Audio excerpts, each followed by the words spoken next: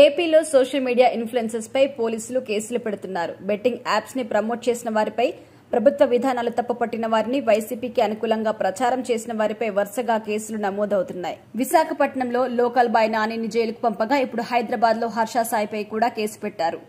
అయితే betting apps ని promote చేసిన వారిని, తప్పుడు వార్తల్ని ఎంకరేజ్ చేసిన సోషల్ మీడియా ఇన్ఫ్లుయెన్సర్స్ పై ఆంధ్రప్రదేశ్ పోలీసులు వరుసగా కేసులు పెడుతున్నారు. కటకటాల వెనక్కి పంపుతున్నారు. ఈ క్రమంలో విశాఖ పోలీసులు లోకల్ బాయ్ నానిని అరెస్ట్ చేసి జైలుకు పంపించారు. తాజాగా మరో ఇన్ఫ్లుయెన్సర్ హర్ష సాయిపై కూడా కేసు నమోదు చేశారు.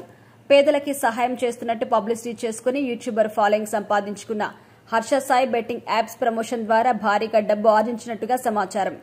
తాను చేయకపోతే వేరే వాళ్ళు చేస్తారని సమర్థించుకున్నాడు. అయితే ఈ వ్యవహారంలో ఆయనపై పలువురు ఫిర్యాదు చేయడంతో కేసు నమోదైంది. గతంలో ఒక సినిమా హీరోయిన్ ఫిర్యాదుతో అజ్ఞాతంలోకి వెళ్లిన హర్ష సాయి బెయిల్ పొందిన తర్వాత బయటకొచ్చాడు. ఇప్పుడు మళ్లీ పారిపోతాడా లేక లొంగిపోతాడా అన్నది చూడాలి. భయ్యా సన్నీ యాదవ్ మరో యూట్యూబర్ పై కూడా కేసులు నమోదయ్యాయి.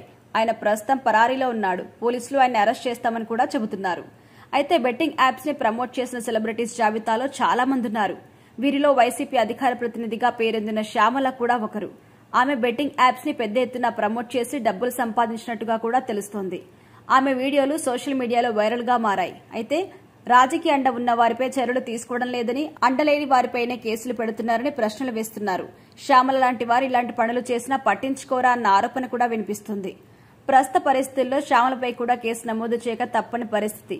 రాజకీయ ప్రమేయం లేని వారిపై తీసుకునే చర్యలు ఒకెత్తైతే, అధికార పార్టీలకు సంబంధం ఉన్న వారిని వదిలేస్తున్నారా అన్న అనుమానం కూడా కలుగుతోంది. ఈ విషయంలో పోలీసులు తదుపరి చర్యలు ఏ విధంగా ఉంటాయి అన్నది ఆసక్తికరంగా మారింది.